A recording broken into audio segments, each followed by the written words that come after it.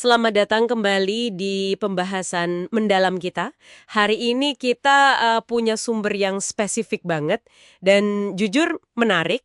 Satu bab khusus dari buku 79 Negotiating Strategies karya David Rosen. Betul. Bukunya sendiri kan isinya taktik-taktik tajam ya. Sering dibilang ala Wall Street gitu. Nah, iya. Tapi kita mau fokus ke satu strategi yang, wah ini agak unik, mungkin malah kedengeran gila. Bab 72, judulnya itu kurang lebih berdayakan target Anda untuk bilang enggak atau pergi. Iya, aneh ya kedengerannya. Aneh banget, Anda nggak salah dengar kok. Jadi strateginya ini nyaranin Anda sebagai negosiator gitu ya, buat secara aktif kasih lampu hijau ke lawan bicara buat nolak. Atau bahkan ya udah pergi aja dari negosiasi. Kontraintuitif sekali kan? Banget. Rasanya kayak nyabotase diri sendiri gitu kan. Oke deh, mari kita coba bedah kenapa sih ada taktik seberani ini dan tujuannya apa sebenarnya. Oke, Jadi inti strategi Rosen ini tuh lakukan ini di awal negosiasi, itu kuncinya. Anda harus secara eksplisit ya, tegas, jelas, mempersilahkan pihak lain, Rosen nyebutnya target, untuk nolak tawaran Anda. atau bahkan keluar ruangan saat itu juga. Dan penting nih, tanpa konsekuensi atau rasa nggak enak, benar-benar bebas. Nah, di sini nih mulai tegangnya. Reaksi pertama kita kan pasti, loh gimana kalau mereka beneran pergi? Iya, itu resiko yang kelihatan banget. Tapi, Rosen mengklaim, ini menariknya, berdasarkan pengalamannya dia yang luas itu, hampir nggak pernah ada target yang beneran nerima undangan buat pergi itu pas dia pakai strategi ini. Wow, hampir nggak pernah ya? Itu klaimnya dia, bagian yang bikin penasaran kan itu.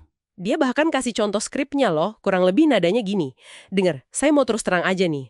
Mungkin ya kesepakatan ini nggak cocok buat Anda. Langsung to the point. Kalau memang gitu ya lebih baik kita sudahi sekarang.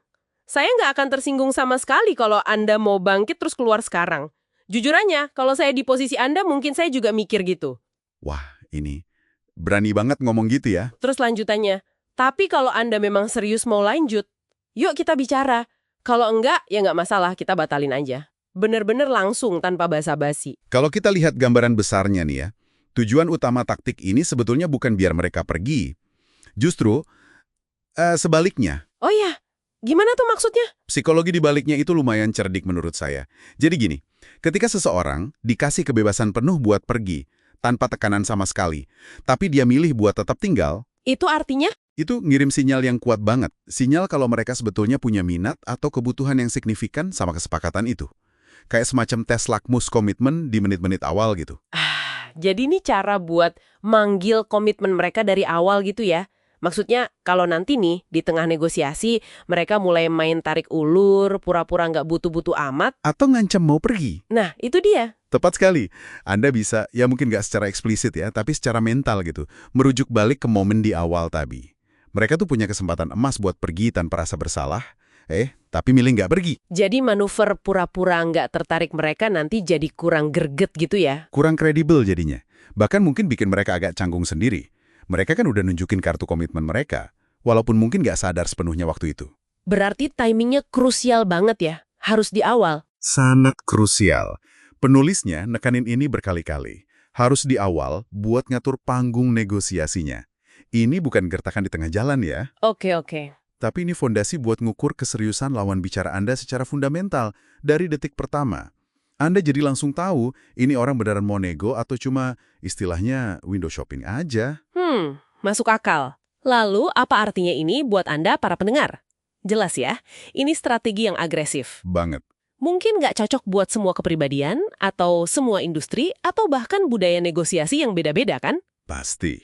Tapi, pelajaran penting di baliknya itu menurut saya adalah nilai dari memahami motivasi dan tingkat komitmen sebenarnya dari lawan bicara kita. Sedini mungkin. Informasi itu kan berharga banget. Ini manuver yang high risk, high reward lah istilahnya. Risikonya tinggi, tapi potensi imbalannya juga tinggi, yaitu kejelasan instan. Butuh nyali ya. Butuh keberanian, percaya diri yang solid buat ngelakuinnya. Anda juga harus siap mental kalau, ya meskipun jarang kata Rosen, mereka beneran bangkit terus pergi. Iya juga ya, harus siap.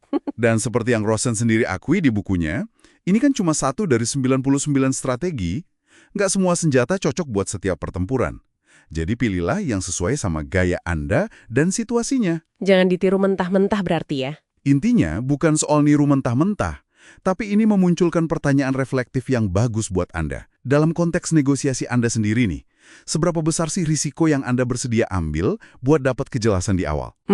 Pertanyaan bagus. Seberapa penting buat Anda untuk segera tahu pihak lain ini serius nggak sih? Atau cuma buang-buang waktu Anda aja? Sebuah strategi yang memaksa kita mikir ulang ya, memberi kekuatan pada lawan buat nolak kita secara terbuka. Paradoks yang menarik. Iya, menarik banget. Nah, sebagai penutup nih, coba kita bawa ini ke level yang lebih praktis buat Anda renungkan. Mungkin Anda ngerasa strategi bab 72 ini terlalu keras gitu ya, atau nggak otentik lah buat Anda pakai. Bisa jadi. Pertanyaannya jadi, gimana cara lain? Cara yang lebih halus mungkin, yang sesuai sama gaya Anda, buat bisa ngukur atau ngetes tingkat komitmen pihak lain di awal negosiasi. Oke, cara lain ya. Iya, tes kecil apa kek, pertanyaan apa atau pengamatan apa yang bisa Anda lakuin buat dapat gambaran keseriusan mereka, tanpa harus secara eksplisit nyuruh mereka keluar ruangan gitu. Ada nggak ya caranya? Wah, jadi PR nih buat kita semua. Coba pikirkan itu. Sampai jumpa di pembahasan mendalam berikutnya.